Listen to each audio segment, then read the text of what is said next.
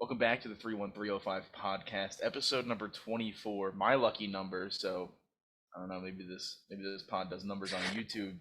But as always, joined by my co-host Alex, who is probably not in the best mood this morning after the Heat get dismantled, as I predicted they would in 5 games. How you feeling this morning? You have another game tonight to look forward to, and another probable 4-1 uh, outing for another South Florida team. You know, the last podcast we talked, the Heat were tied 1-1, and then all the talk is about, hey, they're bringing it back to Miami, maybe it's a shot. And then they lose three straight to Denver. So it's the opposite of what the Panthers are doing. The Panthers lost to 1-1 and then lost home ice in game four. Matthew Tkachuk's not playing tonight. Um, yeah, I mean, at least I'd rather lose now than before the playoffs even start or before the finals. So it could be worse, but That's it still fair. stinks to be so close and then end up kind of not really matching up well, which we'll talk about when we talk about the finals in a minute. But there's more important storylines to be had in the last 7 days. Yeah, we have had an influx of news. It seems the last month or so, last 4 or 5 episodes, we've had like nothing to really talk about. Boy, that has changed this week. From the NBA to the UFC, PGA. I don't know, some guy named Lionel Messi. He is coming from a French team, so we wouldn't be too off with that. Lionel Messi coming to America in the MLS. So let's get started there. Probably the biggest news story, not even probably, definitely the biggest news story outside of the actual games that were played. Lionel Messi has signed with the MLS team Inter Miami, who they're pretty new. I mean, I followed the MLS probably like 10, 15 years ago. I don't remember them being a thing. Also, I'm not going to lie, I'm not a big MLS fan, but this has to be the biggest signing in American sports probably ever. Yeah, unless you count Yao Ming being drafted in '02 by the Rockets, which wasn't really I mean, I guess it was a signing. He was drafted. You could argue Giannis, but obviously Giannis was drafted, so it doesn't really apply. Like outside of LeBron's decision to go to Miami, like this has to be probably the Yeah. biggest sports move in American history. There hasn't been this global superstar at his peak or even slightly behind his peak that has come to America willingly. You know, even Luca is great, but like they all developed into those Yeah, great talents. They weren't as well known. Lionel yeah, Messi, Inter Miami has more Instagram followers than the Cowboys do right now, than every other MLS team yeah. combined right now, just because of the Messi effect. They have more followers than every other professional like American sports team. Like there's not a single American sports team that has more followers than Inter Miami now. And like the Yeah, only the only other player I can think of is when Zlatan Ibrahimovic came over. I don't know what was to that the Galaxy. to the Yeah, Galaxy like 4 or 5 years ago. It was probably longer than that yeah. actually. But And like he was that's about the same age, but he's not the yeah, same not the global same global superstar. revenance because Messi literally just won the World Cup. Like he is at his most popular. You know, yeah, he won the Champions League in Europe, but yeah, I mean, it's crazy. If you want, we can get into the contract a little bit of what convinced him to even come to Miami. Yeah, because Besides the, it's probably one of the most unique contracts ever. yeah, it's very similar to when David Beckham went to LA Galaxy. He's getting a portion of all the Adidas revenue for all Inter Miami sales on jerseys for the next 5 years. So every single jersey Inter Miami sells, which are mainly going to be his, he gets a portion of the sales. Every new subscriber to Apple TV Plus for the MLS League Pass since he announced he's coming, he gets a portion of that money. He has the purchase option for a future team in the MLS. So, for example, David Beckham bought Inter Miami for 50 million in 2017. They're worth 600 million plus now. So pretty good return on profit, which Messi will have the chance to do. And he also gets $15 million a year in salary, which is still a shit ton of money. So you combine that, his future, like he already like had his future set up in terms of money wise, but Inter Miami has sold out all their games for the entire year, right? Everyone's going to be watching him play internationally and on because Apple TV it's international market. So you have everybody that's an Argentina fan, Latin America, Europe is going to want to tune in to watch Messi. Um, it's the greatest move in American soccer. It is. Yeah, I think it's the greatest move in American sports history. I mean, yeah, you can debate LeBron. That's probably right up there as well. But like the fact that Lionel Messi, out of all the places to play, decides to play in the MLS, which I will say has been gaining. It seems like a little traction, throughout both domestic and international. It seems to kind of be getting some headway with respectability and performance and revenue. This just blew it out of the water. I don't know if MLS will ever take over, that number 4 sport in America, which is right now hockey. I think the UFC is right behind hockey. But the MLS is absolutely going to be, at least until Messi leaves. We'll see what happens afterwards. I don't know how long he's going to stay in Inter Miami. But the MLS is absolutely on the map as a respectable soccer league. It was probably like top 20 before this. What is it? Maybe top 10 now, just because of this Messi move. Yeah. Like, and what's crazy is the timing couldn't be better because the next World Cup's in the US. Obviously, it's Mexico and Canada too.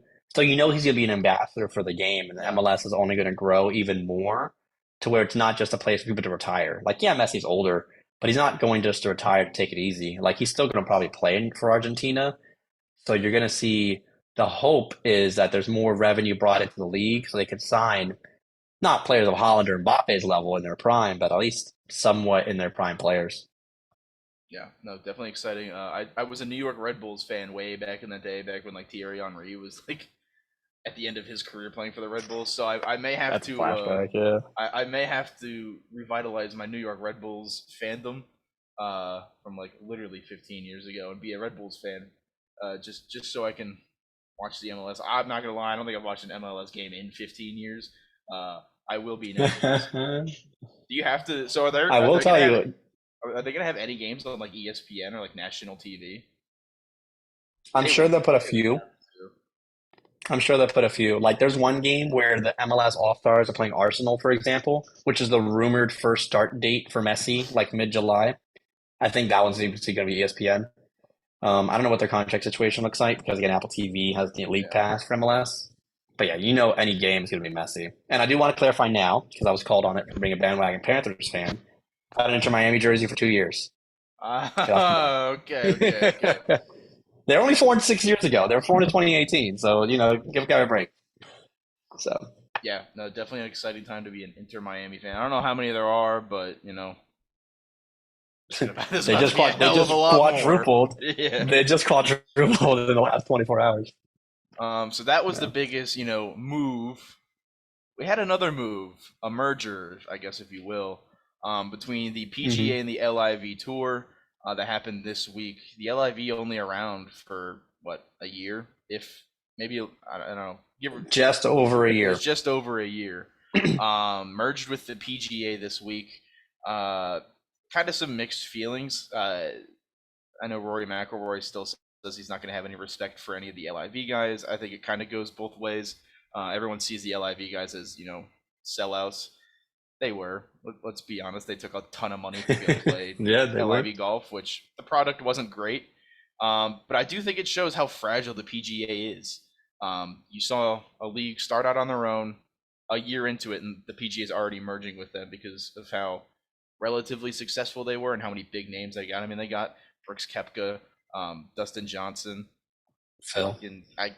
Yeah, I can't think of the Bryson DeChambeau. Like, they got the big name guys. I think the PGA was in a weird spot, and I think it was good for the PGA guys too, because I know everyone that stayed with the PGA is going to get equity in the league. The guys that left for the LIV they're not going to get anything, so it does reward the PGA guys. But what are your thoughts about it?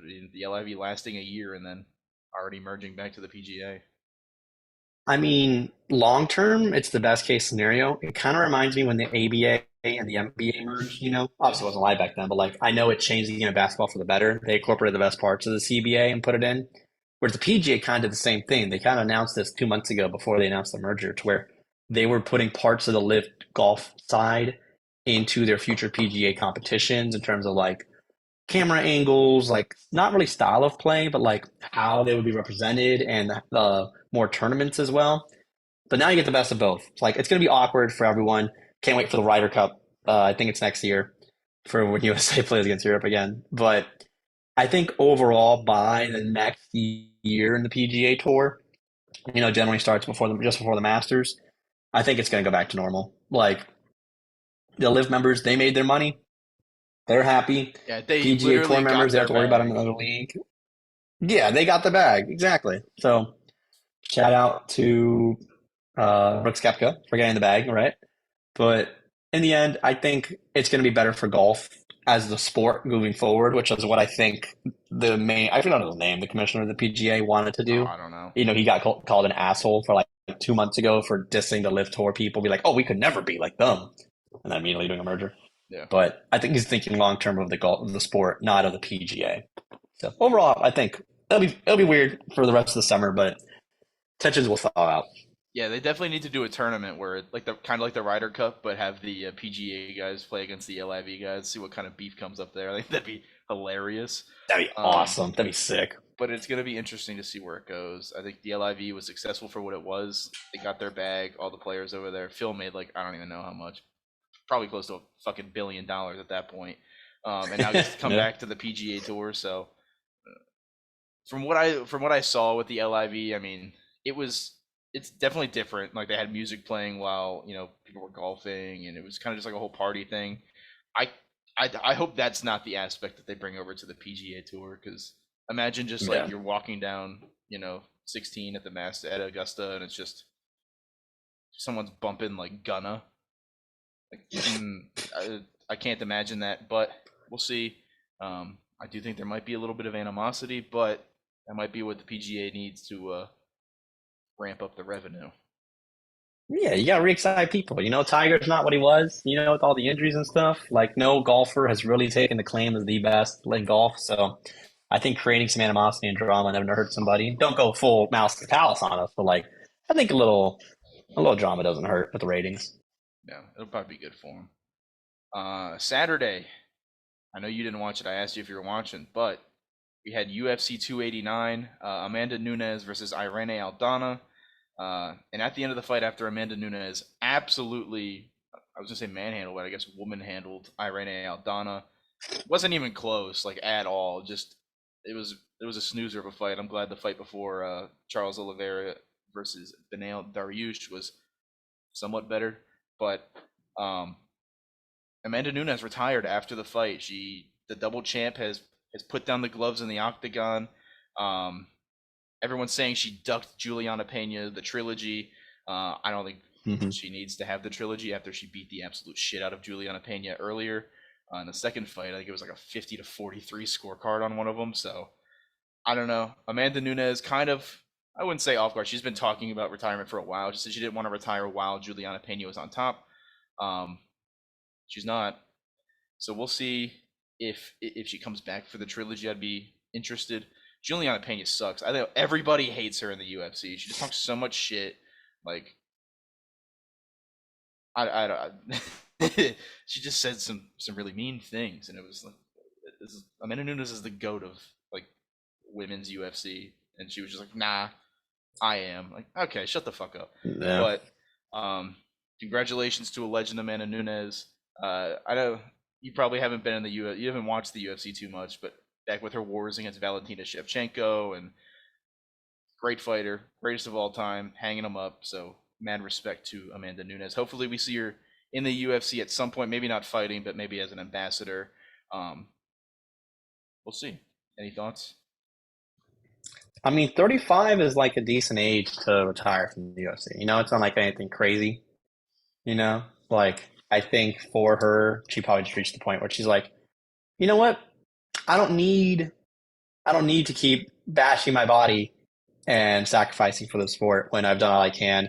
Like you said, she's at the peak of her game, right? The peak of her craft. So you don't necessarily need to actually continue fighting until you literally, break a bone or have super serious long-term issues. So, yeah, I mean, I think for her, I think it's the right move. I think she, like you said, she doesn't need to prove herself in the trilogy. Like, no, she doesn't need to prove herself. She's proven that she's one of the best of all time. Yeah. So I think she can go into. I don't think she'll do commentary. No, like, she won't. I don't think she'll do commentary like I know some former UFC fighters do. But yeah, she'll be some kind of representative. Ultimate fighter like Conor McGregor's been doing. So we'll see. Yeah, no, definitely good. But Now, congrats to Amanda Nunes. yeah, she has another child on the way, so I know she said that she's been talking to her family. She wants to step away just to spend time with her family. So mad respect to the greatest woman fighter of all time. Hope to see her in the UFC. If it's not in the octagon, at least some sort of ambassador, special guest, like you said. If she does, something with the Ultimate Fighter or um, the Contender Series, or just anything in general with amateurs and amateur women, would be great. Congratulations to the GOAT. We did have some NFL news with some interesting things going on. We had Dalvin Cook, probably the biggest player on this. I don't know what I'm trying to say. I was about to say it's a Monday, but it's Tuesday. Dalvin Cook released by the Vikings. They're gonna roll with Alexander Mattison, who we've seen and fantasy guys know has been probably one of the most effective guys when Dalvin Cook is not playing. He is the waiver wire target to get. 14 points every time he gets a handcuff. Let me tell you. Doesn't matter. He's getting it. I don't know how viable it is for an entire season, but he is a fantasy football icon, myth, legend type thing. But Dalvin Cook cut by the Vikings is definitely interesting. I know the Dolphins were, favored to be the top spot to go. He's from South Florida. He went to FSU, right? Yeah, he went to FSU, didn't he? He went to Florida State. Okay. Trust me. Yep, he did. Yeah. So I know the Dolphins were a match. He just said that he wants about $10 million, which I don't know if the Dolphins can afford to pay him. I haven't looked. I don't know what the cap situation is for Miami. I'll be honest, but Dalvin Cook is not going to be a Viking next year. Yeah, I mean, for a guy that gave you 6,000 yards in 6 full seasons, he was 20 when he was drafted. He's only 27 years old, and last year he actually played every game. Like, he actually, for the first time in his career, was healthy for every single game. He's missed his first year, he only played in 4 games, but he's given you at least 12 plus games every season since, which, even though he has the thing of being injury riddled, I mean, it's still decent for a running back to give you 12, like almost 4/5 of the season. But yeah, I mean, he's still effective, which is why it's weird for the cost cutting. They're just going to pass the ball to Justin Jefferson every play, I guess. There's the Vikings offense is just going to be, unless they're going to Dwayne McBride in the 7th round out of UAB, who had a decent draft grade, but still, I mean, for the Vikings, it's just a questionable move. I think they're going to finish last in the NFC North. Oh, that's bold. And for Chicago still exists, so we'll say 3rd. And then for Dalvin Cook, I mean, he wants $10 million a year, and people are not going to give that for running backs. No, you saw not at all. What happened. Like Saquon Barkley, got a franchise tag for having an amazing season. Yeah, but John Robinson went in the 1st round, 6th overall to Atlanta. You had your guy got drafted by the Lions, 12th overall, Jahmyr Gibbs. So, I mean, running backs are valued. That's because they're even cheap. They're kind of cheap drafting them versus paying them outright. If it's not the Dolphins for Dalvin Cook, I don't know where he goes. Teams don't have $10 million to spend on a running back. Like the Buccaneers need a running back, but they don't have the money to sign him. Yeah, I can look at a team that's. I think Chicago is probably the only other viable option, and he's not going to get $10 million. I mean, I didn't mean to cut you off too, but that's the only team I can think of is Chicago. That's what I'm saying. Miami. Like a team that needs it and has the money. Like Carolina got Miles Sanders. The Eagles filled up their running back spots. Yeah. Maybe the Cowboys, but they're also against the cap. They're rolling with Tony Pollard. That's what I'm saying. So you're probably not. I don't know where he goes. Yeah, I don't think you're cutting Zeke just to bring in Dalvin Cook and kind of say Tony Pollard, you're still RB2. Like I think they cut Zeke because they wanted Tony Pollard as RB1. And Zeke was Zeke the last couple seasons. But. And I mean, if you look at it, but Jamal Williams, David Montgomery, Miles Sanders. Actually, I don't want to say Miles Sanders. I don't know what he got, but Jamal Williams and David Montgomery were in that $4 to $5 million range. Obviously, Dalvin Cook is worth more than that. He's probably between 7 and 8.5 is probably a respectable thing to pay him. He's not going to get $10.5 million. He's probably not going to get 9. I mean, I think I don't know what 3 years, $8.5 million is probably a pretty fair offer for Dalvin Cook. And you can give him incentives in his contract where he can make up to 11. Like if you play 15 games, if you make a Pro Bowl. Yeah, something like that. You give us 10 touchdowns, whatever it is. Yeah. So he can have those incentives, but they ask that for base salary. It's probably not going to happen. I don't think he signs right away. He's been posting on Instagram pretty much every day about him with the players of the Dolphins, pretty much saying Yeah, he's a part of the team. he really is hyping up the Dolphins. It seems like. Like kind of like Oladipo did before he got sent to the Heat. He was like retweeting everything Bam and Jimmy were putting out. But I don't know if he gets signed to the Dolphins. They got to re-sign Christian Wilkins. They got to do a deal for Tua and for Waddle in the future. They got their own people to pay. So I don't know if he comes to Miami, but I mean, he's a good player, just like DeAndre Hopkins. So we'll see what happens with him.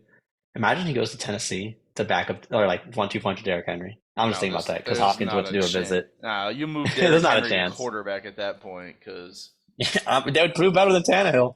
that team is going to be really bad too. Tennessee is going to be Yeah, the going to Tennessee. be bad. Yeah. But what's crazy is Dalvin Cook was not the only really good player to get cut over the last week. You had future Hall of Famer. I know he doesn't have a ring, but he's going to be a future Hall of Famer. Chris Paul got waived by the Phoenix Suns. CP0.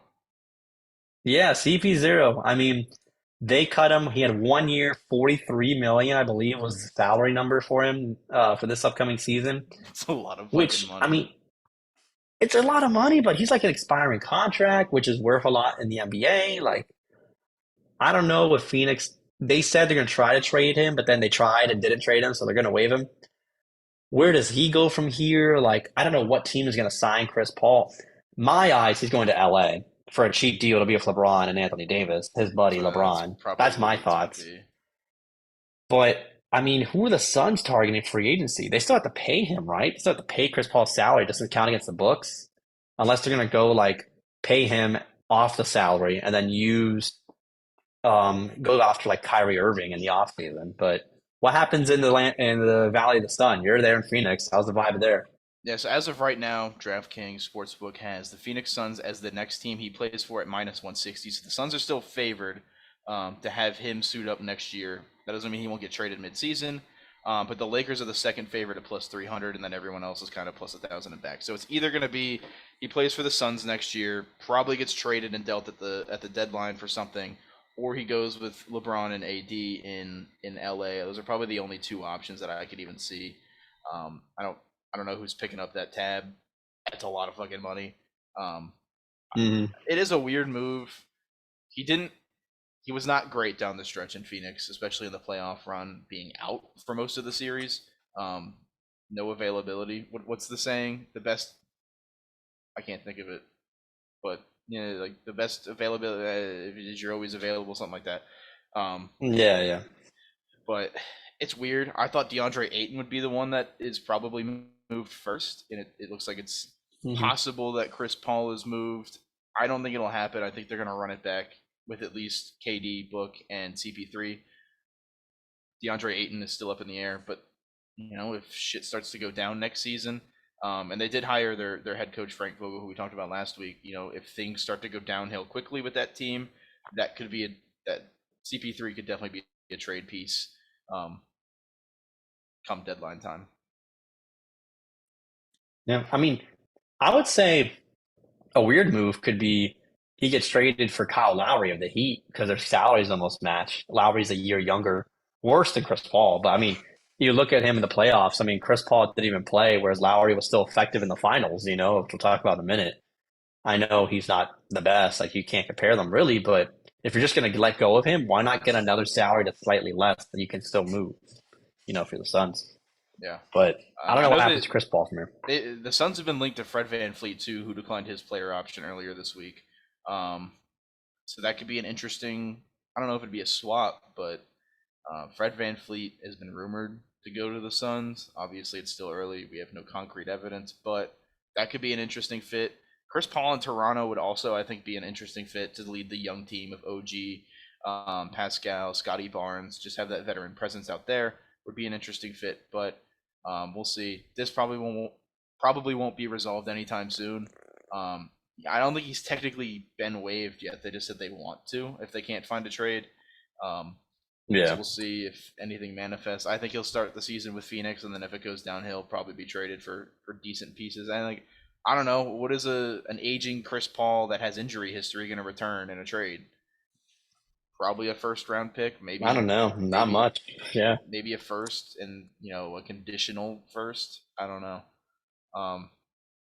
It'll be interesting to see.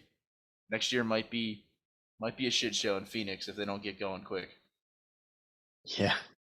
And I know you mentioned Fran Van Fleet. He declined his player option. He's officially a free agent, but of course, you could do a sign and trade with Toronto to get him for more years, 1 more year. He almost left as a restricted free agent before, then he re-signed after the finals. Um, I don't know where you see him going. I know he's been rumored to go to the Knicks to be with Brunson. It's kind of a small backcourt. I saw some news about him going to the San Antonio Spurs actually to be the point guard with Victor Wembanyama. That could be a decent That'd be pretty move. nice. But I don't know where Fred Van Fleet goes. Like point guard is you need a good one, but there's always good ones. Like, and he is a good point guard. Don't get me wrong, but I don't know how much he elevates your team. Like, he's not going to be your first or second option. He's going to be your third. Like, I wouldn't hate it if he was on the Heat, but they just don't have the money to sign him with Kyle Lowry's contract. But I don't know. I don't know. What team do you see Fred Van Fleet joining? What, even if not the specific, what style of team? I don't know. I feel like if the Suns move on from Chris Paul, he's a pretty solid fit. He's younger, um, probably a better shooter at this point in his career, unless it's a 15-foot mid-range shot. That Chris Paul was somehow like incredible at. Couldn't hit a three to save his life, but like that man would hit the pull up 16-footer like every day. So that'd be an interesting one. The Knicks, I don't think the Knicks would work. Brunson and him would be a really small backcourt. You've already kind of sold the farm for Jalen Brunson. I don't Hmm. know if you're gonna want to do that again. The Spurs, I think, would be fun. Victor Wembanyama. I think Chris Paul going to the Spurs would also be really good. That team is young. It could definitely use some veteran leadership. I don't know if he's going to want to go to a Yeah. rebuilding Spurs. He's going to want to win a ring, but Victor Wembanyama could literally take the Spurs from last to first. Supposedly, we don't know. We've never seen him play in the NBA. People are saying this could be, the Spurs could go from the last team to the playoffs just with Victor Wembanyama. Add Chris Paul, veteran leadership, could be a good team.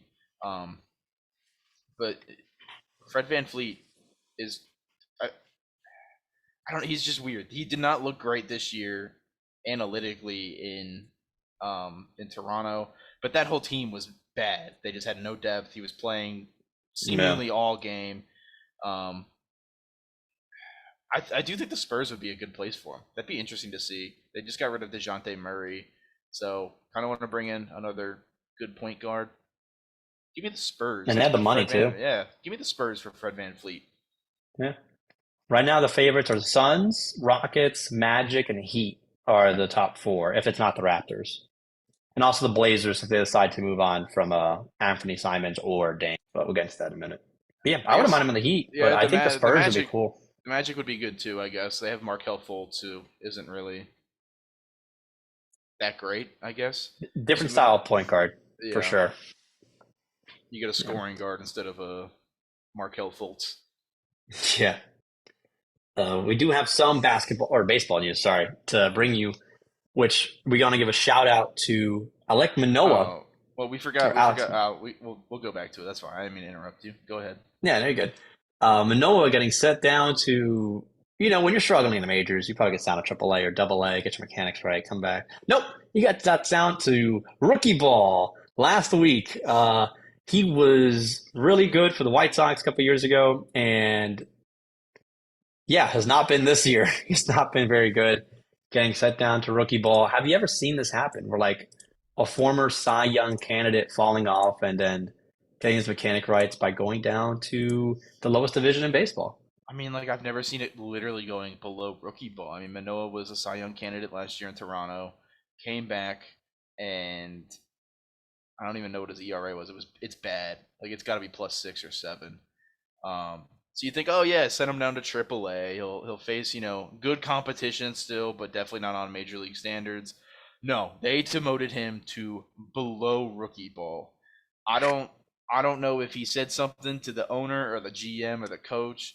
Um, I've never once seen this, and maybe I just haven't paid attention long enough and just have forgotten. But no, I've never seen anything like this before in my life. I don't know how he's doing in rookie ball. I'll be honest, I haven't kept up with it Hmm. since he got sent down because I honestly completely forgot about it until today. Um, but if that man gets lit up in rookie ball, he's out of the league. There's no way he makes it back. Like that is the biggest risk ever because if you get demoted to AAA and you have, a rough time, eventually you're getting called back up just because you've proved it in the MLB. Hmm. It's happened before. If you get sent down to rookie ball and your ERA is, 4 or 5 plus, you're not making it back anytime soon. So this is a huge risk that not only, is on Alek Manoah, but this is a huge risk for the Blue Jays too. Yeah, I said Chicago by accident for White Sox. But yeah, it's Blue Jays. They've lost his last 7 starts. His ERA in May was a 6.15. He allowed 6 earned, 7 hits on point 0.1 innings of work against Houston last time. The Yeah, game he they got lost 11 to smoked 4. against Houston. So his ERA for the year is 6.36. He had a decent May, but I mean, he technically had 162 ERA for the month of June for the 1 start he made. Yeah, Jose But Abreu, yeah, I think, hit a home run against him. So that's how you know it's bad. yeah. I mean, they scored 6 runs in the first inning off of him, and he didn't even make it out of the first inning. So I don't know. Again, this is a guy like you said last year had really good numbers, right? He was what 16-7. He had an ERA close to 3, Cy Young candidate, and yeah, he had a 2.2 ERA, 16-7 last year, 180 strikeouts, amazing. And now he's in rookie ball. So we'll see what happens with him going forward. His status just shows minors under ESPN. Yeah, Doesn't it even show probably like doesn't even active. probably doesn't even have stats because it's below rookie ball. They probably don't even keep stats there. But like, you got to think if he gets rocked in rookie ball, what's that going to do for his confidence? Like, you've just sent this man to play against like 17-year-old kids, and if he gets rocked there, like he's never going to want to pitch again. He's going to have absolutely zero confidence. This was a huge risk by the Blue Jays. They spent a lot to actually. That's a lie. I don't know how much they spent to get him. Um, He's I'm been with assuming them for the last 3 years. yeah, but you have a lot invested into Alek Manoah. He was, Yeah. supposed to be your star ace, and now you have the possibility of never seeing him again and killing his confidence in rookie ball. So big risk. Maybe it pays off. Maybe it doesn't. We'll wait to see. I don't know if they said how long he was planning on staying down there. I doubt it's for the whole year. Maybe just they saw something with the mechanics. I think they could fix down there with like a lower pressure situation, but next couple of weeks we should probably have something on what's going on. He is the only man on the roster still in the 40-man rotation or 40-man roster, but I'm trying to look up their stats. Uh, I'm trying to look at the Blue Jays FCL stats, but I can't find They anything. probably don't even have it. No, they do have stats. They do. I'm just trying to find his when he's pitched. But regardless, we also have Jacob deGrom, who finally, I was holding out hope for my fantasy team. Hoping for another bounce back season. He got on the injury list a couple weeks ago with some questionable injury, and it looks like he's going to need Tommy John. And Tommy John again for a pitcher is never good. Yeah. Tommy John for a pitcher over 30 is never good. And for a guy who throws as well as Jacob deGrom, it's just a killer. Texas has actually been doing really well without him, but you know how much the weather they'd be if they had deGrom. He'll be 35 when he comes back from the injury, right? How Or old is he now? 36. 34. It's about I think he's 18 34. months.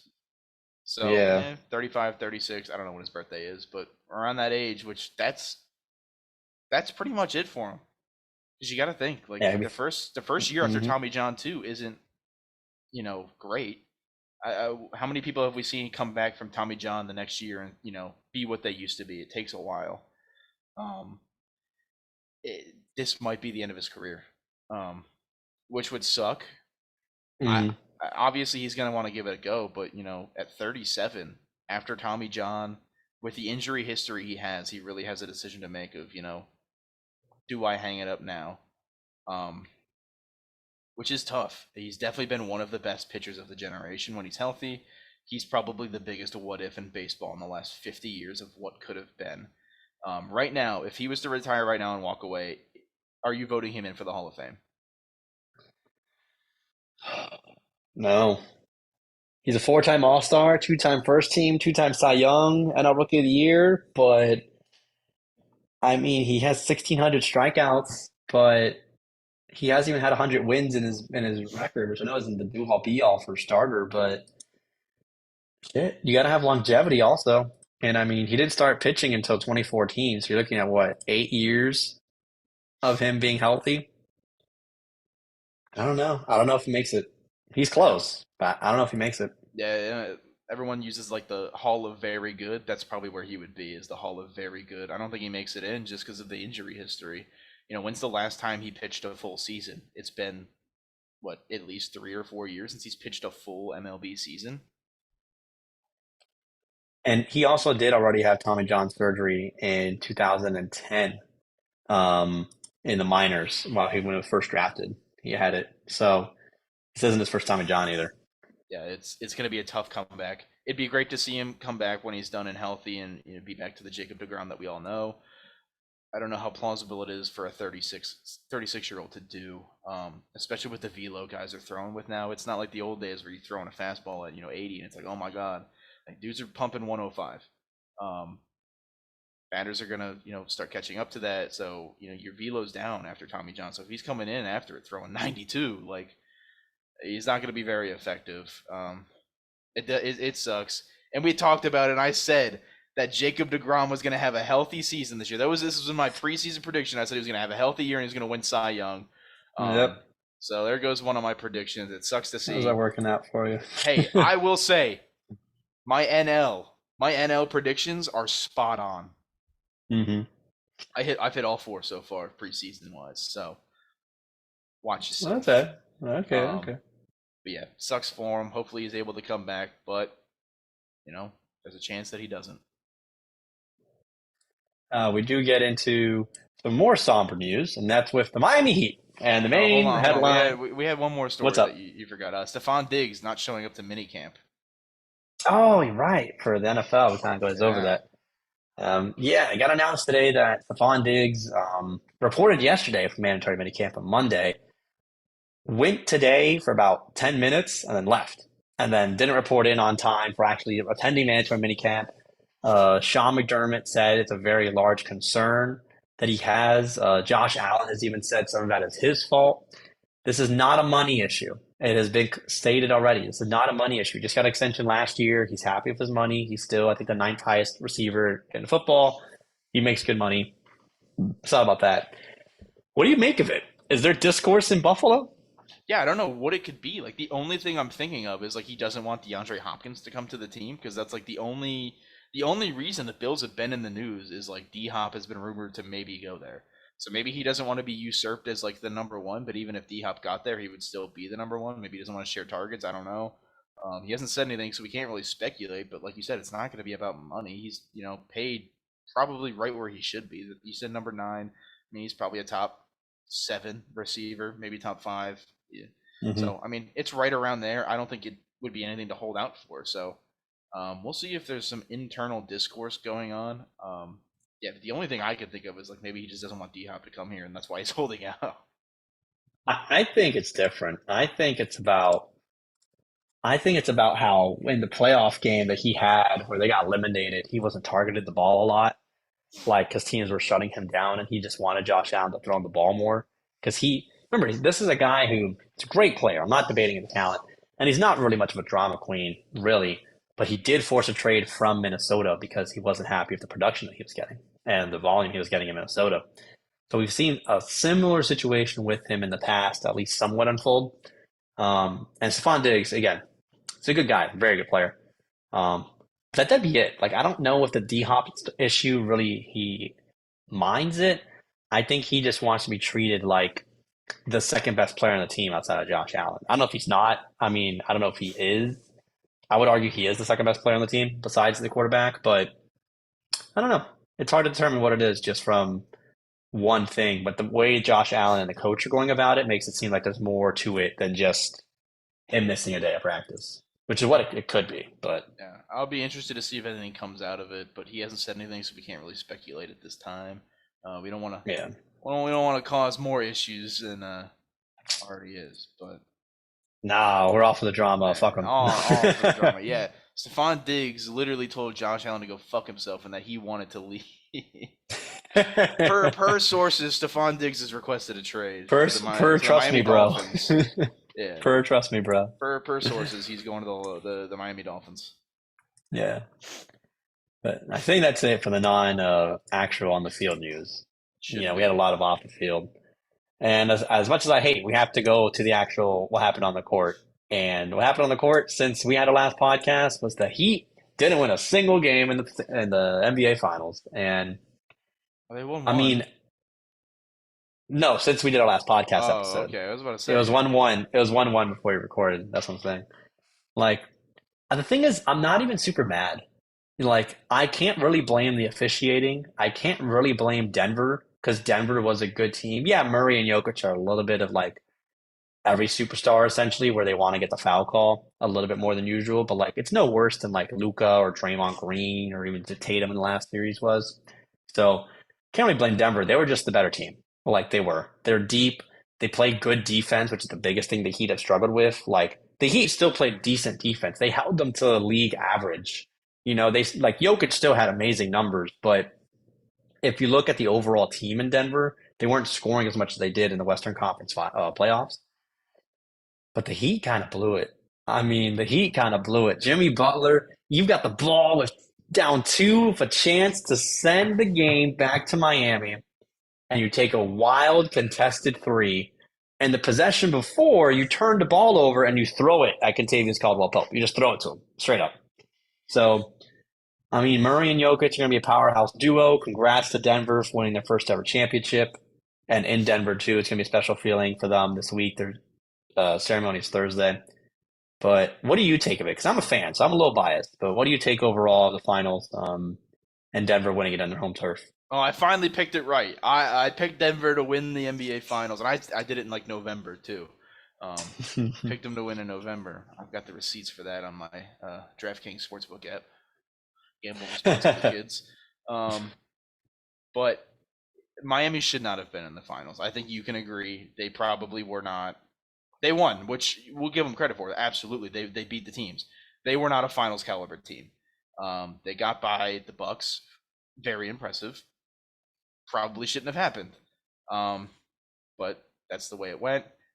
You could see talent-wise, they were definitely there was a big talent gap between Jokic and the Nuggets and Jimmy Butler, who was not Hemi Butler in this series, and the Heat. Maybe it finally catches up to him. I think it did. They are not a great offensive team, though.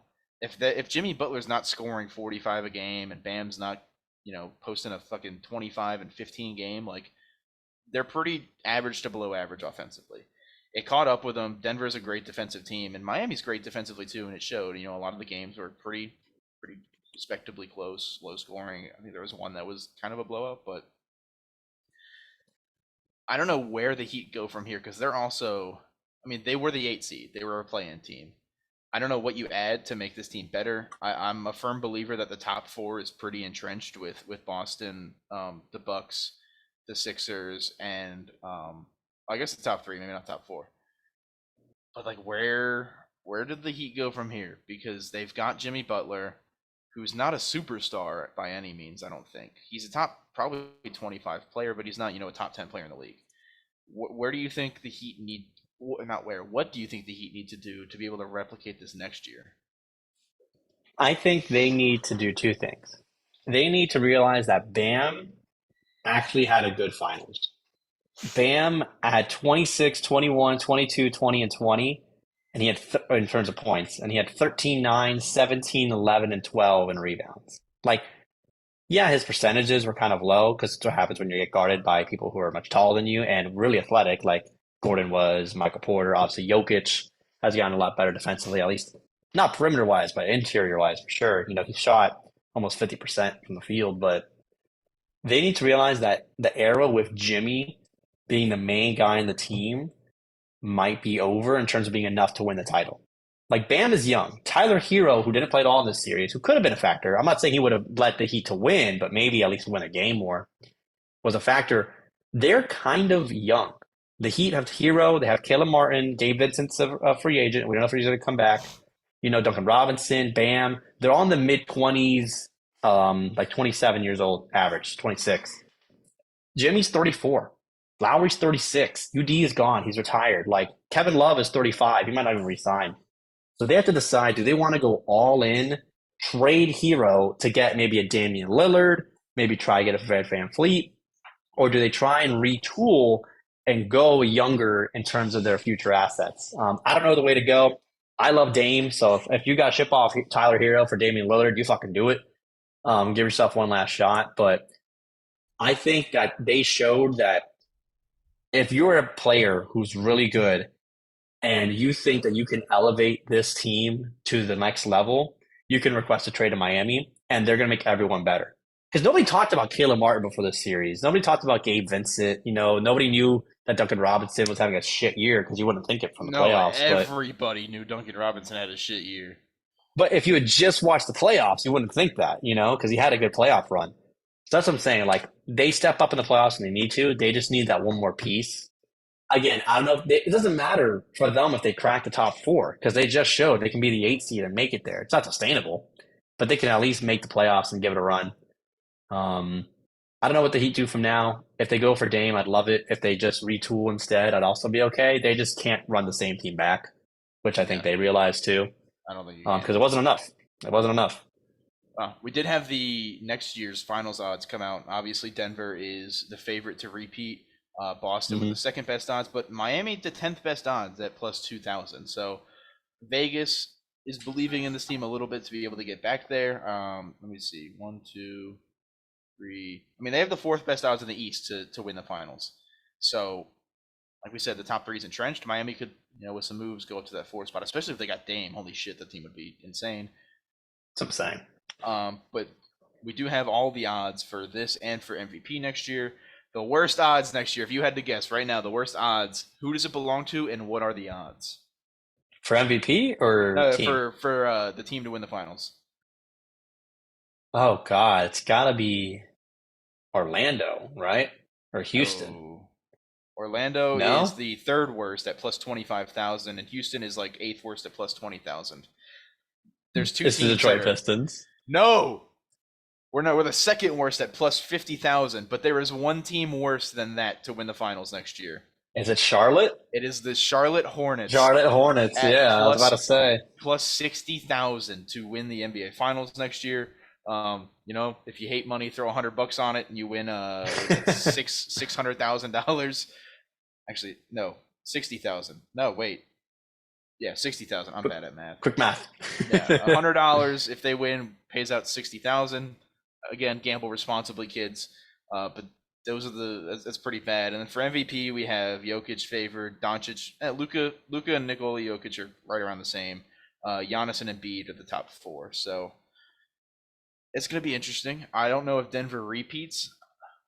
The West is going to be pretty solid with Phoenix, the Clippers, the Lakers, and the Warriors are also like 12 plus 1,200 favorites. So it's hard to repeat. It's so hard. Like, nobody's done it. Like, I know the Warriors did, but like they had literally Steph Curry and Klay Thompson in their prime with KD. Like, yeah, and then you had the bad. If I had to bet, yeah, I would bet. The Heat did it too, but like, I would bet that the Nuggets don't make it to the finals next year. Nothing against their team. I'm just saying, like, it's so hard to repeat going, even. So I would pick another team. To be fair, they also kind of, I wouldn't say fluky. They got some good luck. They played 3 out of the 4 teams they played were play-in teams, because they played the Timberwolves, who were the 10th seed, Phoenix, the 2nd round, who was not a play-in team, the Lakers, who were a play-in team, and the Heat were a play-in team. So they probably had one of the easiest runs in playoff history. So deservedly favored for next year. I don't know if I'm on the bandwagon for the Nuggets to repeat, though. Yeah.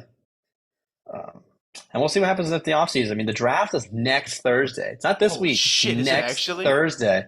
It's June 22nd. It's always around my birthday. That's how I always know. So next week we'll give you the draft prediction for the lottery. But that's what I'm saying. We may see some moves next week before, or probably after next week's podcast comes out. Because it's going to be the draft. The teams are going to make some moves, Like that number 3 pick that Portland's got. I don't know if they're going to keep it. I don't know if Charlotte's going to keep number 2. But we're going to have some good-ass NBA rumors and deals happening in the next couple weeks. Now it's going to be interesting. But we have another South Beach team taking the ice tonight with the Florida Panthers taking the ice in Vegas for Game 5 of the Stanley Cup Finals. Vegas is up 3-1. I won't talk about it much because I know I think you're ready for some disappointment here. I I think Vegas walks all over them tonight. Aiden Hill's been great. Jack Eichel, Mark Stone, great. The Panthers are going to be without Matthew Tkachuk, who is kind of their driving force. Sergei Bobrovsky's been pretty rough in the finals. I don't think this one's close. Give me Vegas 5-1 tonight. I think they're going to smoke them at home. What if I told you Vegas is already up 2-0 in the first period? Oh shit, the game's on right now. It started at 8 o'clock. I keep forgetting. I'm in a different time zone. I'm like all the way out here, and I keep forgetting. You're in the Vegas time zone. You're in the Vegas time zone. I know. I didn't. There's 5:19 in the first. Yeah, it's 5:19 left in the first, and Panthers already down 2-0. Well, I promise I did not look at the score before I predicted 5-1. Let me see the score form, actually.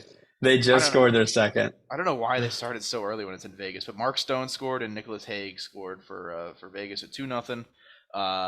Yeah, we'll talk about it a little bit next week with a wrap up, because the game's going on now, so we can't really preview and talk about it. But it is happening. I'm taking Vegas. I took them 5-1. So I just want to commentate on the end of Game 4 because the Panthers clawed back to make it a 1-goal game in the third period.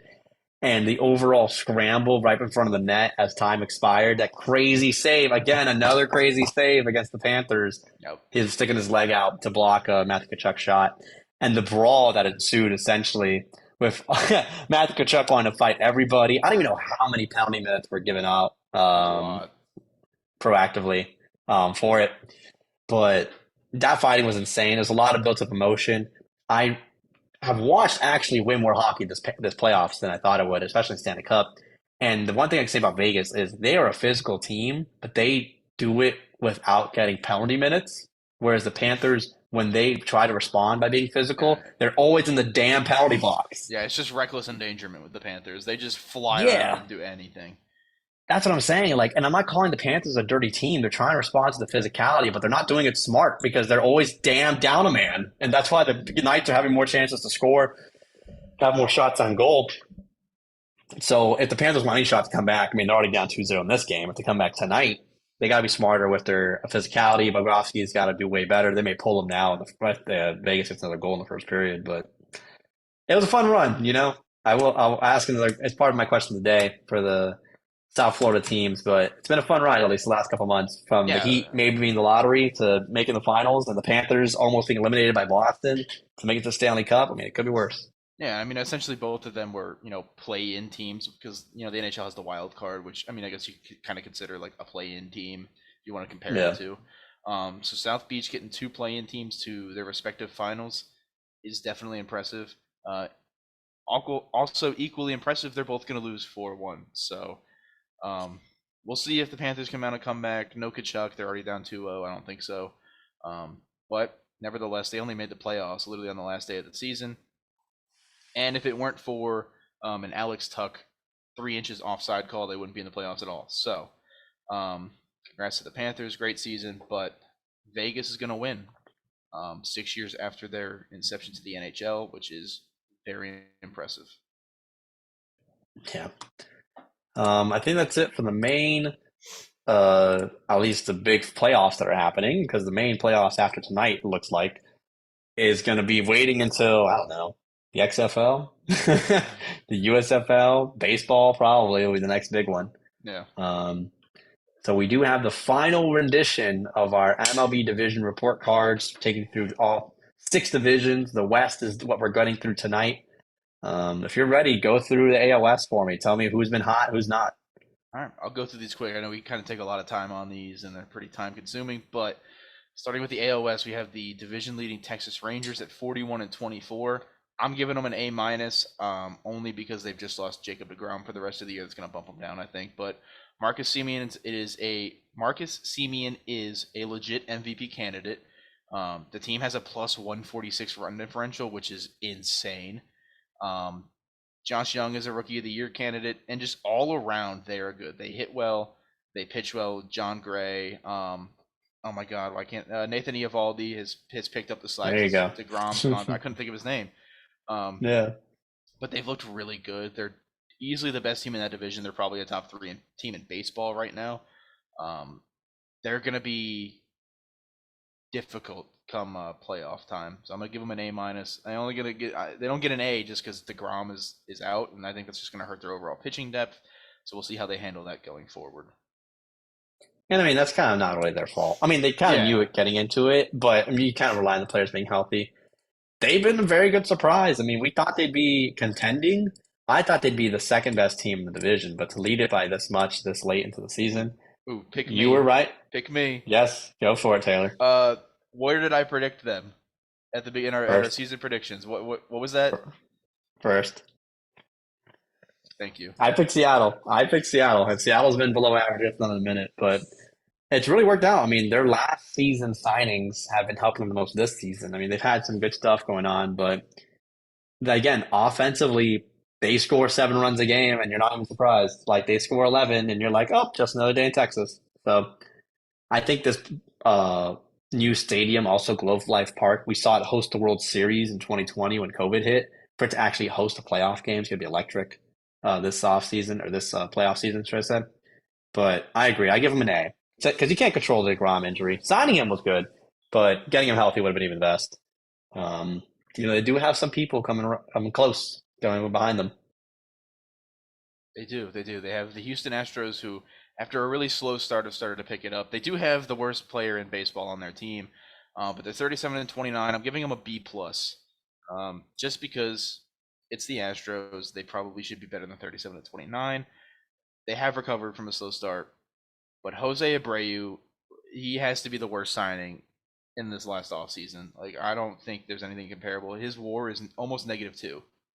If not, it might actually be close. It might be -2 if it's not close. But they've been bad. Jordan has started to heat up. He's hit 17 home runs. Their rotation's been solid since losing Verlander. And outside of Jose Abreu being a black hole, they're pretty league average across the board. It's just the fact that they have Jose Abreu batting in the middle of the lineup with a -2 WAR that's killing them. They're 8 games above 500. They're 4 games out from the division, 4.5. So they've still got catching up to do. But I'll give them a B plus. They're sticking around, and outside of Jose Abreu, they've been pretty solid. What if I told you the 2 worst players, or the 3 worst players in WAR this season were Gene Segura of the Miami Marlins? Still has 0 home runs, right? No, he hit one yesterday. Oh, did he finally hit one? Oh. Yeah, he hit one yesterday. Or sorry, Sunday. Jose Abreu and Alek Manoah. Those are the 3 worst players in WAR this season. That's Manoah has a -1.9 WAR. That's I didn't know that was possible. But Jose Abreu's -1.2. Okay, so he's not okay. He's not as bad as I thought. I thought he was like a 1.7, but he's still the worst player in baseball. That's really bad. So that's Astros. Yeah, it's still one of the worst signing, and he almost went to the Marlins too. So I'm glad he didn't sign. But Astros, I'm gonna give them a B plus. They're doing. I thought they were gonna be a little bit worse than this. I mean, they're not like blowing the cover off the ball. They're still second in the division, but they're not having a bad year by any means. Jose Altuve has been pretty good after coming back from his injury from the World Baseball Classic. Like you said, Yordan Alvarez continues to rake. I agree for B plus. Solid. Next team is the Angels, 37-31. I might be a little hard on them. I'm giving them a C minus.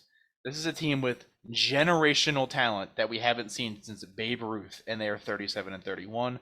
Shohei Ohtani is going to win MVP in the AL. Mike Trout, generational talent. I think they're both at like almost a. I got to stop saying what it is because last time I was off, but I think they're close to like a 2 WAR. Let me look. I have it on my phone. I get WAR. I looked up like so many people's WAR today because I was interested, and now I think I have them all confused. But they've been so disappointing. Like, this is a team, like I said, with generational talent, and they're 6 games above 500. There's nobody else on that team that's doing anything. I think they have like one rookie that's kind of been the lone Bryce. Zach Neto, yeah, is like a rookie standout. But there's nobody over the team. No regular player over a 1 WAR. I'm gonna be interested. Come trade deadline, Shohei Ohtani has been popping up in rumors everywhere recently. If they don't make a run and get close, and by the way, Shohei and Mike Trout are both at a 2.2 WAR, so highest on the team by like 1.5. No. But if this team doesn't make the playoffs, doesn't make a push for it, And I said this at the beginning of the year too. I said You Shohei did? Ohtani or Mike Trout will be traded. I think Shohei is on his way out of LA. See, I disagree, which is okay. I mean, they're a game back of the wild card. You're right. With having these two great players, they should be better, but they're not like the White Sox. They're No. not like Cleveland. They could be worse. They But could the be White worse. They're Sox and seven and Cleveland three. don't have the two best players in baseball on their team. You're right. You're right. The Angels are 7-3 in their last 10. They have a positive 17 run differential, which is nothing to write home about. They're much better at home on the road. I mean, this team is like they scored. They need pitching. They're one of the worst pitching teams in the American League. If they had that, they'd be way better. Like they just can't keep other teams from scoring. But I mean, I'm looking at the American League. Besides the LA Angels, it's Tampa Bay and Texas, the top scoring teams in the American League. So they score runs. They can't do anything on pitching besides when Otani starts. So I'm going to give them a B. I'm not super harsh on them yet. C minus is a little rough for me. Again, they should be better, but they're not too far off from the Astros. They're a game back of the wild card, which is why I don't think they're trading Otani, because as long as they're in that mix, I don't think they're going to give up on him. I think they're going to prove if you can bring playoff baseball to Anaheim, that'll be enough to convince Otani maybe in their eyes for another season or a longer year deal. Yeah, and I mean they do have a pretty generous schedule coming up. They're playing the Rangers right now. They're down 2-1, but the series coming up, they get the Royals, 2 games against the Dodgers. So I mean, you split that, it's fine. The Rockies, the White Sox. They do get a tough series not even at. They host the Diamondbacks at the end of the month. So I mean, they have oh my God, their July sucks. Oh, their July is tough. July they play the D-backs at home. They go to San Diego for 3 games. They go to LA for 2 more games. They host the Astros. They host the Yankees. They host the Pirates. Oh my God, they're hosting like every team. Then they go to Detroit. That's easy. They go to Toronto, and then they go to Atlanta. So in that July stretch, if they are 10 games below the wild card at that point, then you trade them because July is a trade deadline, right? So I think at that point you may look to move him, but beyond that, I think they're going to keep him. I'm trying to give Grace a thumbs up, but she's not looking at me. So yeah, no, giving you a thumbs up, thanking you for the gummy worms. She brought me sour. We'll move on to the Seattle Mariners from Taylor Snackage. And I got to say, disappointing more than the Angels. I picked the Mariners to win this division. I picked them to be where the Rangers are right now, but they're barely above 500. Julio Rodriguez, don't get me wrong, they absolutely beat the crap out of the Marlins yesterday, but they haven't been that great. I mean, Luis Castillo's been great pitching. Rodriguez has been disappointing. Jared Kelenic has had like a really good year after kind of being thrown under the radar the last couple seasons of his poor play, but they're not getting enough, and they need more if they want to go back to the playoffs, or almost go back to the playoffs. So I'm gonna give them a C minus. I think they've had too bad of a year. Yeah, I'm giving them a C, which they've been an average team. 32 and 33 states, they've been quite literally average. Julio Rodriguez, after coming out of nowhere, he was a highly regarded prospect, but taking the league by storm last year, leading the Mariners to a playoff series. They've come out, better than the Phillies have, because the Phillies they started out terrible. They're both right around the same record though. I think now, both teams, after a surprising, the Mariners making the playoffs and the Phillies making the World Series, have both come out really bad. I don't know how long it lasts. That division is tough though, especially if the Angels decide to build around Ohtani and Trout just to keep them there. That's going to be another thing to watch out for. So I'm giving the Mariners a C. They've been average. They get an average grade. And we know who has been average, and that is the Oakland A's. Hey, break up the A's. They have been above average. They have been above average for the last 10 days. This team is still the worst team in baseball and is on a 6-game winning streak. How does it even happen? Like, you're telling me they can beat Atlanta in a series. They can beat the Pirates. They can sweep the Brewers, who are in first place in the NL Central. They just beat Tampa Bay Rays. And they still have 8 home wins. They still have 8 home wins. This team is so awful. Like, it's an F. It doesn't matter. They're having a reverse boycott I'm actually excited with for that because they tonight. want to. And they want to sell out the stadium with everyone saying sell the team to the owners. I mean, and what's crazy is they're actually raising the prices of the game for today. But Yeah, the I looked owners at of the it. I A's looked at tickets. realized They're expensive as shit. they raised it because they were like, shoot, we don't want this negative publicity, but it's going to Yeah, happen. it was like So $40 for upper seat tickets. I was like, bro, what? I can buy yeah, $40 and in tickets Oakland, gets me lower bowl for the Diamondbacks, who are good this year.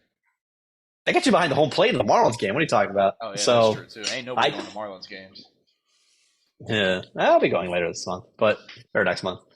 But the A's get an F minus, the worst team in baseball. Everyone, they're the joke of the league. They've had a great last 10 days, but it doesn't save them from being the worst. This is like when the Hornets won like 7 games in basketball that one season. Like it's or the Bobcats, should I say? It's that bad.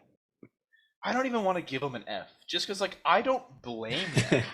I'm not like we had Mhm. zero expectations for this team at all. So like, can we give them an F because they haven't like gone lower than we thought they would? They're bad. We thought they would be bad. I don't think we can give them an F. Mhm. Brent Rooker's been solid. He's going to be a good trade piece. Sorry, Grace is trying to tell me what I want for dinner. No, I want the tacos. Okay, we can have the ravioli. Sorry, we got off topic. Um, Brent Rooker's going to be a viable trade piece. Sorry, I'm just like all over the place. Brent Rooker, viable trade piece. Estuary Ruiz has stolen 30 bags already. He's on pace for like 80. Um, so like they have guys that have been producing. I mean, their pitching is god awful. I don't think anyone on that rotation has better than a 5 ERA. Um, but like I don't even want to give them a grade because I feel so bad for Oakland fans. Like the reverse, what is it? Reverse Reverse protest boycott. boycott. Yeah, I'm excited for that. I hope they pack it out tonight against the Rays, who the best team in the league. Not a big deal. Reverse pack out. Reverse. I'm all over the fucking place tonight. Um, I'm not giving them a grade. I think they've actually exceeded expectations. Uh, Okay. I didn't have expectations for them, but like they haven't failed, so I don't want to give them an F. They're just an incomplete. They weren't in class to get the report card grade. Yeah. They have to attend class, Yeah, attend yeah, they needed to playing attend legitimate class. Yeah, baseball. so they're just that Yeah. weird homeschool kid that doesn't get a report card. Yeah. I think I'm going to do this. I think we should do this next division in reverse order because I feel like the first team, if we would talk about, Oh would take up the yes, most time. sir. So I'm going to go reverse. I'm going to pick the last place Rockies. Um, Again, I'm going to say a D. They don't know how to hit. They don't know how to pitch. Their future is kind of mid. Chris Bryant was a weird signing, still hasn't lived up to the hype. Um, I love Coors Park. It's a great field. I actually went to go visit it last November. But overall, the Rockies just are going through the motions. They won't be contending for another couple of seasons at least. I'll give them a D. Yeah, no, I'm giving them a D plus. There's really not much to say about it. They've given up 370 runs, which I mean, when you play in that ballpark, tends to happen. But they've also only hit 56 home runs, which in that ballpark tends to not happen. That ball, we know, in Colorado flies. The home run derby what was it, 2 years ago? Probably the most 2 years exciting ago. home run derby we've had because that ball flies out of that stadium. And only hitting 56 home runs it's pretty bad. I mean, I don't know where they stand in the league, but that's got to be below league average. Like you said, Chris Bryant batting 263, only 5 home runs. Um, he has a negative WAR too somehow. I don't know. I guess he's just been that bad. Negative WAR. Um, D plus. I don't know. I haven't watched the Rockies. Like I forgot Charlie Blackmon was a thing. They only Yeah. have two top 100 prospects with Zach Veen. I think he's like the 31, and then another guy down the list. So there's nothing in the pipeline coming up. This is going to be a team mired at the bottom of the NL West for years to come. Yeah. Like I said, Colorado's not going to be in a position, especially the other team in this division. Like they need to take these years, tank, make good draft picks, and rebuild. Next is San Diego Padres, which would not be very surprised about seeing them this low on the list, but they're the fourth best team in the National League West. I mean, yeah, the West has been great, but the Padres have just been terrible. I mean, Juan Soto can't hit. Nano Tatis has been very consistent. Manny Machado was an MVP candidate last year, hasn't been that. I mean, Xander Bogaerts has been okay after signing in a weird still move from Boston, but again, they've scored less runs than the Rockies. How do you score less than Colorado? I know Colorado plays at Coors Park, but they have a third of the talent. I mean, the actual funny thing is their pitching has been the best part of this team. Yu Darvish, Blake Snell, and Waka. Josh Hader is still in the back end of the bullpen, but like they need their offense to perform like they should. And of course, as soon as the rumors about them being traded, they're going to pick it up in July Oh and yeah, like end up going on a tear. yeah, they'll end up going But like 20-5 in their last 25 to sneak into the wild card. I already know what's gonna happen. yeah, but for now, I mean, every team still doesn't want to play San Diego. We still consider them a Yeah. tough place I'm to still beat. like I'm still scared to play San Diego. Like their top four is probably Yeah, the best in the league easily, on paper. On easily. paper. And I'm not saying that. Yeah, on paper. That's what I mean. Like name wise, yes. Talent wise, this season, no. I take Atlanta, but I'm gonna say Padres get an F. Oh, They they, get an F. they easily get an F. Do This better. is a team that spent so much money in the offseason to bring in Xander Bogaerts, trading for Juan Soto, um, Manny Machado. I mean, they've got an influx of all of these elite talents, and they've done nothing with it. This is the biggest disappointment in the NL, at least I think this year. Just because they haven't shown life. Like they're behind the Giants, and they're only like what a couple of games above the Rockies. This is not a team that we thought would be in this position at all. So I'm giving them an F as well. That's the thing is this team absolutely has the talent to make a run to win the NL West. If they were to Mm-hmm. rip off, if they were to go 25-10 in their next 35 games, like I'm not shocked. This is a team with a ton of talent that can take over the NL, especially with how the Dodgers have been playing lately, and we'll talk about them in a minute. But for now, they get an F. I think this is probably the one team that's doing so bad that has a chance to make the playoffs still. I'm scared to play the Padres Yeah. anytime we play them. Yeah, because again, they have their floor right now is off, but their ceiling is still elite. Yeah, they're at their floor right now. This is their worst, so you can only go up, I Yeah. guess.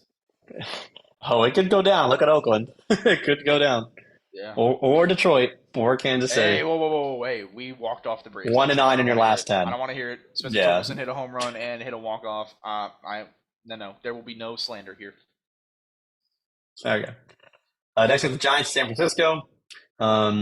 Probably a team that's going to hang around the wild card conversation the entire year, but probably not good enough to get in. Again, this is a team that we thought last year that they were overperforming a little bit, and they have a lot of veteran pieces, but to overall make it, you need to have some really good talents. They don't have that superstar player on their team. There's a lot of really good guys that are competing. Anthony DeSclafani, former Marlins legend. Logan Webb and Alex Cobb have been good, but again, like this team doesn't hit the balls for home runs, for power, and they're just going to hang around. They're a tough team, but I don't see them making noise in the playoffs if they make it. So I'm going to give them a B plus. No, I'm going to give them a B. I'm going to give them a B. B. Okay. I actually don't even think I gave him a grade, but yeah, like you said, they don't have their power. Their one power bat, Evan Longoria, left for the D-backs this year, who either fucking hits a home run or stares at strike three down the middle. There's no in between with him. Um, it. I'm probably gonna give them a B minus as well. They are like the literal definition of an average team as well. They don't do anything great, but they're also not terrible. Like the rotation, they have three guys under a 4 ERA. I think Alex Cobb and Logan Webb are pretty close to like exactly on three. So they have a solid rotation. Tyro Estrada is probably their best position player. He's batting 291, which is, I'd say top 10, top 15, if I had to guess in the NL, with 14 stolen bases, which is good as well. JD Davis, I think, might win third base in the win the All-Star vote for third base this year. All-Star vote. The third base in the NL has been absolutely terrible this year. So there's a little bit going on for the Giants, but I don't know. They'll probably hang around the wild card till the last month and then fizzle out. Yeah. One team we're used to not being in second as the NL West is the Los Angeles Dodgers, and they haven't really had a bad year. For them, anything above less than 105 wins is a bad year, but they've kind of had a good, not great season so far. They've had great pieces and like Mookie Betts, Freddie Freeman, but they've had parts of their starting pitching that have been hurt or not performing well. Same with their lineup. I mean, they're still 8 games above 500. This team's gonna make the playoffs unless they go into absolute collapse. Like This is a team that you kind of expect to be there. I'm going to give them a B only because of their expectations, not because actually they're what they've been the talent wise. But you expect this team to be winning the division. They're not. Kind of like Houston, where I gave them a B as well. I think they're in very similar boats. So I'm going to give the Dodgers a B. Not a bad season, but not a great one. Yeah, I mean Mookie Betts and Freddie Freeman have had MVP type seasons if it wasn't for Ronald Acuna and the person we're going to talk about for the next team. Um, yeah, that's my pick. But they've been good. The end of their lineup has been pretty bad. It's been a black hole at times. They're pitching no Dustin May, Luis Urias. Wait, yeah, no, who? What? Julio Oh my God, bro. Urias? There you go. I was thinking Luis Garcia from the Astros and Julio Urias. But yeah, There you he's go. out for another 2 weeks. So it's a weird season for him. Kershaw's looked really good. Their bullpen is what is losing games. Their series against I think the Phillies, they had what 2 blown saves in that series. Their bullpen is really bad. I don't think they're gonna keep being this bad, but right now they're 4 games out of the NL West lead. They're 4 games behind Arizona. Hmm. That's not where we thought this Dodgers team would be, especially like I said with Mookie and Freddie being MVP candidates this deep into the year. They're gonna have to figure something out, whether that's with a trade come deadline time to bring in another bat, calling someone up because that bottom the 6, 7, 8, 9 guys it's looking pretty rough. You Yeah. can't just keep having Mookie and Freddie, matching each other with home runs, trying to win that way. You got to get some production from the bottom of the lineup. And now we, of course, have the National League West leading your Oh, whoa, whoa, whoa, whoa, hometown. whoa, whoa, whoa, whoa! National League leading Arizona Diamondbacks, Sorry, sir. National League leading Arizona Diamondbacks, and I'm gonna give them an A plus because nobody thought this team, besides you or Arizona Thank you, diehards, were thank gonna you. be number one in the National League. Maybe two Actually, behind the I didn't Dodgers, even or I didn't maybe even think they would be. I picked them to finish second. yeah. So That's what I'm saying. So this team is surpassing all expectations. Corbin Carroll, as your fantasy matchup with me shows, is the MVP of this last 3 weeks. I mean, rookie of the year favorite for sure. Like you said, I mean, Lourdes Gurriel is leading the All Star votes right now or at least he's just All Star starter, should I say, at his position. Very good team. They don't have a superstar, kind of like how some of the other teams do, but they have electric players. Like Zach Gallen on the mound is great. You go watch Corbin Carroll. You go watch Lourdes Gurriel. You go watch these guys every night, and you know it's going to be a good game. Like either they're going to storm back like they did against Detroit, or they're going to blow the smokes out of people like they have in the past. did So you see how I'm going to that game say last night finished? By the way, holy shit! no, I did not. Oh my You sent god! me the some of it, but I didn't see the end. Oh, I'm gonna have to tell you about that But after you give them the grade. I'm going to give them an A plus. I mean, kudos to them. They've had a great season. Let them keep beating up. Let them play the Braves more. Beat the Braves for Atlanta. Beat Philly. Beat the No, Mets. no, I don't want to keep playing the Braves. No thanks. Neither do we. We already blew one Um, series to them. yeah, but you do play the Mets on July 4th, so We that's gonna do. be I a will be great there. game. That is going to That'd be be a a fun great game. game. Yeah, but But yeah, I'm gonna give the D-backs an A plus. You take the floor. They're your team. as an Arizona Diamondbacks diehard fan since birth, don't look at me like that. I've always loved the D-backs. They've been so fun to watch this year. I'm so happy this is the year we got season tickets, which I guess like I've only been here for a year, but like so glad we bought them. Corbin Carroll, easily rookie of the year for the NL, with Ellie De La Cruz being the second favorite. He's played like literally 7 games. Um, he has gone from plus 50,000 to win MVP to plus 2,000.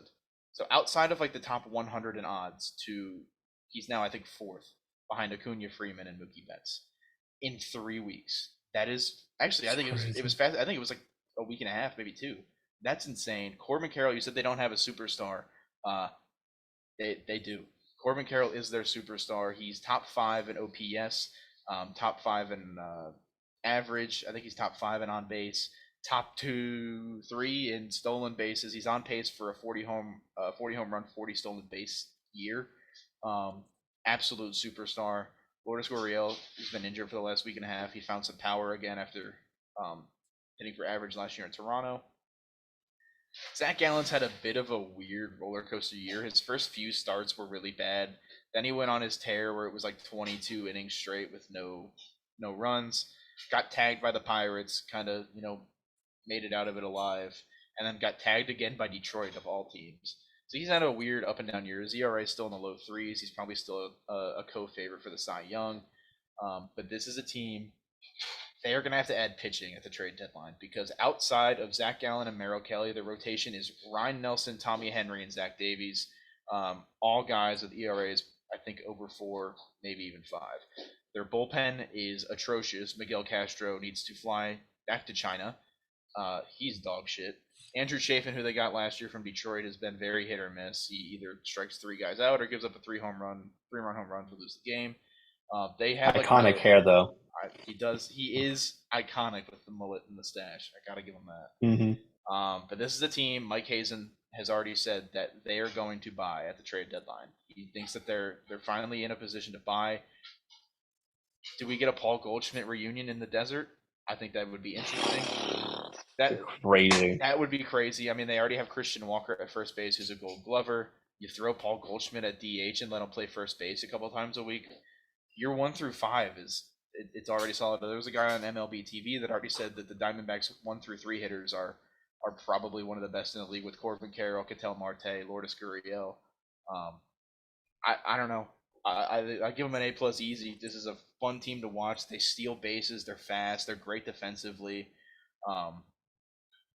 They've won 20 games after being down in it. They have 20 come from behind wins this year, half of their wins, which probably isn't sustainable, but it's fun to watch. So the Diamondbacks get an A+. They have a rough schedule coming up, so we'll see how they handle it. But so far, the early returns, they're 4 games up in the NL West. I think they're like 6 games up in a while. If they were to lose it, they're still like 6 games ahead of like the wild card final team. I think their odds to make the playoffs from Fangraphs went from like 7% to 87% in 2 weeks. So, Jesus, I think this might be a team that's around for a while. And I want to say, I mean, you're right, comeback kids. I mean, I think only there's one other team that has more comeback wins. The Marlins are tied with them, actually, for comeback wins. But I think it might be Atlanta. I forget who it is. That also has the most comeback wins, or it could be Baltimore. I think it's Baltimore. But like you said, this team is iconic, and like they all hit for average. Like they are a very good hitting team. So I don't know if Goldschmidt's the answer. I think you got to get pitching, like you said. You got to have more. They absolutely need to get pitching. If Gallen gets hurt or like has a bad start in a playoff series and you lose a game he pitches, like you got to have that number 2 ace. I could see them getting a pitcher at the deadline because I think they need one. I think this team has 3 options starting pitcher-wise. I think they go after Corbin Burns if Milwaukee shits the bed, which it looks like they might because they just got swept by the A's. Marcus Stroman, the Cubs are going to want to get a return. It's the last year. He doesn't have anything else. They're going to want to get something for Marcus Stroman. He's had a Cy Young campaign so far. That's an option. And then Shane Bieber is an interesting option that I think could work. Cleveland is bad. They're not good. They're in a shit division, though. So if they're still able to compete to win that division, I don't think they sell off. If the Twins can figure it out and can pull away, I do think Cleveland might want to sell some of those pieces. So, I mean, you have to look at, a rotation top 3, and especially in a wild card series when you only play 3 games, you're throwing out Corbin Burns, Zach Gallen, and Merrill Kelly, who nobody talks about Merrill Kelly. That guy might be the most underappreciated pitcher in the league, under a 3 ERA. Mm-hmm. That's elite. This is going to be a scary team if they make the commitment to go to the trade deadline and bring in an ace for the starting rotation and a couple of bullpen pieces and maybe another hitter. This is a team that I think could win the World Series. Yeah. Again, I think they have the chance to do so. I don't know if they will, but I think they have a shot to host a playoff game at Chase Field. That's all I want to. I just want them to host a game so I can go. They just need to be either the number 1 wildcard team or the 3rd best division winner, which I think if they win the division, they're going to be better than the Pirates or the Brewers, whoever gets out of that shit division. So, I mean, there's a solid chance this team is hosting come playoff time. And, I mean, we saw it when they won in 2001. Chase Field gets rowdy when they're in the playoffs. They do have a lot of fair weather fans, but when they're winning, and like I said, we saw it in 2001. That place gets crazy. Yeah. I do want to give a score update. The Panthers are now losing 2-1. They got a goal from Aaron Ekblad. So there's their one. So now then Vegas is going to score the next 3, and that's game. There you go. We did have, I think, no more news. I think that was it. I think that's it. There Other than the was benches clearing last night in the Diamondbacks game, which was interesting. which I did see, which is a very funny video between him and JT Realmuto, who hit for the cycle, and yet they still lost. Only Phillies can pull that off. Hit for the cycle, scored 8 runs, But- and still lose the game is tough. That's an Angels Mike Trout Shohei Ohtani usual that is thing exactly happens. what that is. That's the epitome of that. But I think that's it. I mean, I think we got some questions of the day. I know next episode we're doing NBA draft predictions. We'll have our All-Star ballot for the MLB. The first voting update came out. We'll get into that. I talked about Lourdes Gurriel getting an All-Star starter vote for as of now for the D-backs, but Also, Corbin Carroll's 5th in All-Star voting, which I think is a fucking joke. If I'm being completely it's just because honest. outfield is such a position. You know Acuna is going to get it. He has the most out of any voter. Name 3 outfielders that deserve it over Corbin Carroll right now. I can't. That's what I'm saying. not every voter in I National know. League. I hate the So- popularity bullshit because, like, Juan Soto is above him. Juan Soto's having Yeah. nowhere near as good of a year as Corbin Carroll. Corbin Carroll's going to be the 3rd player possibly ever to win Rookie of the Year and MVP in the same season, and he's 5th in All-Star voting. Absolute bullshit. Yeah.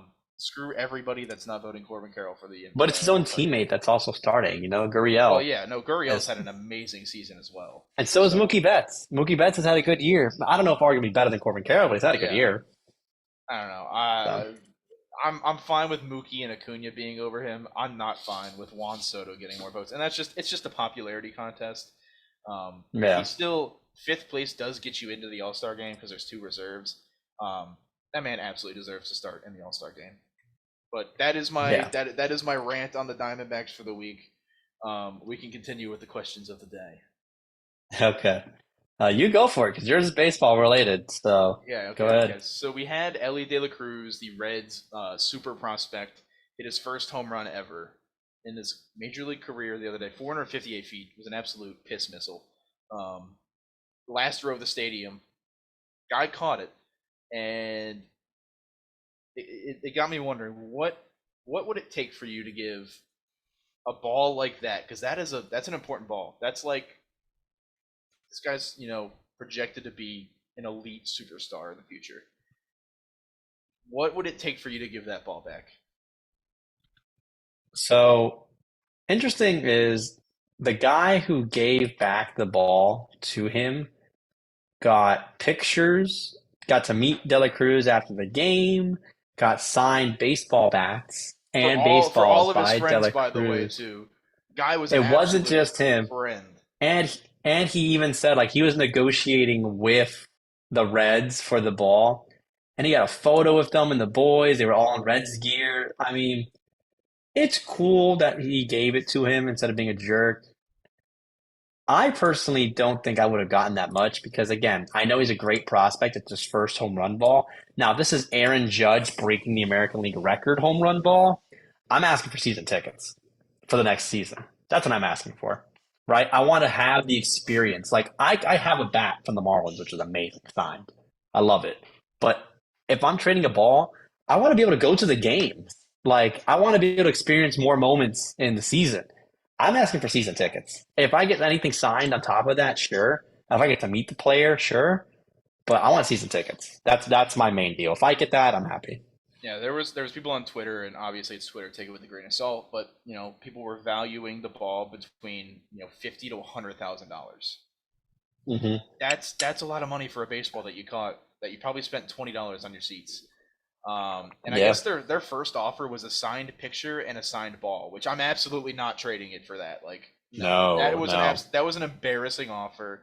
A signed poster and a signed ball is chump change to what the Reds could do. I mean, I'm asking for $50,000. Like, if they don't, I'm not. Bring me the money. Yeah, man, I paid $20 for that seat, and I just bought $50,000 is not like a life changing amount of money, but like, that's like a year's salary for the average American. Like That's Ellie De La Cruz's salary in the minors. that's his salary. That's what he makes per game. Like I don't know, I'm probably asking for money. I like the season tickets idea, but I'm asking for lifetime season tickets. And if they say no, I'm walking out of the stadium with the ball and I'm selling it. Like I can buy tickets with 50 grand, but you can offer me I lifetime. Like, guess. lifetime season tickets doesn't technically really cost the team at all. Like they could easily just give you Yeah. what is that pass that all the MLB players get after they play for like 10 years? They get to like they show a card and they just like go to whatever game they want to go to. Yeah, I game want they want that. to, yeah. I want that. That would be crazy. I'm probably asking for 50 grand. If they don't give it to me, I'm getting the ball authenticated and I'm walking out. Like, if you catch Otani's, like, 500th home run, if he gets that milestone, that's when you ask for that, you know? But, I don't know. I mean, I've never been in that situation close to, but. Oh, and I guarantee we never will, but, like, I'm holding on to that ball if they don't pony up the money right there. Yeah. Oh, sure. So mine is a little bit more oriented to what we started the episode with. Obviously, Messi is coming into Miami, right? We talked about it before, this entire podcast. FAU, basketball makes it to the Final Four. Nova Southeastern wins the national championship in D2. Okay, we're not throwing Nova out there. They're still national titles. The Panthers and the Heat are in their finals. Obviously, he got eliminated. Panthers are there. Is this the greatest run of success in a 4-month period for any team or any city, realistically? Like, do you remember like a Philadelphia or a Kansas City or an LA having this much of a run across every single sport, essentially, except for soccer, at this moment? Like, even the Marlins are good, and the Dolphins made the playoffs last year, so it's not like our other sports are lacking. Yeah. Like, Inter Miami sucks, but we have Messi, so now you can't say anything. The only thing I can think of is when the Wings won the Cup in 2004, the Pistons won the NBA Finals in 2004. But, like, other than that, I mean, I'm sure, like, a New York team's done it. I'm sure Boston's probably done it before. Like, anything that comes to memory, I can't think of. This has definitely been a great run for South Florida sports. It's probably on the same level as Detroit in 2004, but I don't know, like, how the Lions had to have been fucking miserable in 2004. And the Tigers were also probably really bad in 2004, so, like, it evens out. Oh, yeah, I'll give it to Miami. They've probably had the greatest 4-month run in a long time that I can remember. I'm going to say the only city I could think of is Boston, and that's when you had like the Red Sox won it in 2007, the Celtics won it in 2008, the Patriots won it in 2010, I believe. Like the Bruins won one, I forget when. Like there was a stretch when Boston was winning like every single sport, it seemed like. But that was over multiple seasons. Like for a 4-month, 5-month stretch, I think this is the best. I mean, of course, if we had actually won any of the titles, it's different. But at least to have some success in this, I mean, yeah, the Bruins won in 2010. So that's what I'm saying. Like, besides that Boston run, I think this is the best I can remember. Yeah, no, they've definitely been good. Shout out Miami. It's been impressive. Yeah, and then when the Marlins win the World Series and the Dolphins win the Super Bowl, we'll continue the trend. Let's not get ahead of ourselves there, buddy. How about both make the playoffs? I'll take that. If the Marlins make the playoffs and the Dolphins make the playoffs, I'll be happy. That's a good barometer. That's a dub. But like I said, next week we'll hit you for our draft predictions, all-star ballot. Anything else before we sign off? No, I think that's it. All right. So we'll bring you episode 25 next week. Neither can I. We'll bring you episode 25 next week. I'm Alex. I'm Taylor.